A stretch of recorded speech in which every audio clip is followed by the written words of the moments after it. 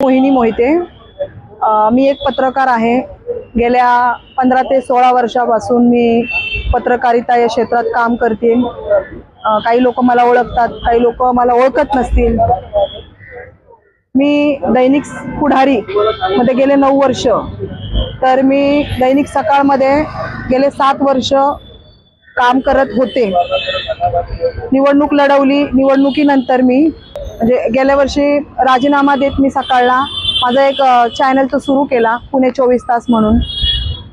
त्या चॅनलच्या माध्यमातून मी काही लोकांचे सामाजिक प्रश्न आहेत ते सोडवण्याचा मी नेहमी प्रयत्न करत असते। मी खरी पत्रकार आहे की मी खोटी पत्रकार आहे ही मला लोकांना सांगण्याची मला तरी गरज वाटत नाही। ज्यांना वाटतेय की मी खोटी पत्रकार आहे, जेव्हापासून मी पत्रकारिता क्षेत्रामध्ये आली त्यांना माझी गरज वाटत होती।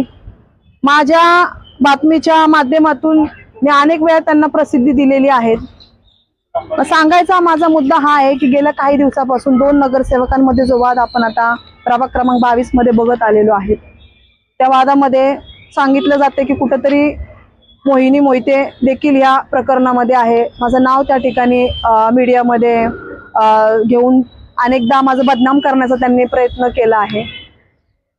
असो, तर मी आज आलेले आहेत परसखाना पोलीस स्टेशन या ठिकाणी।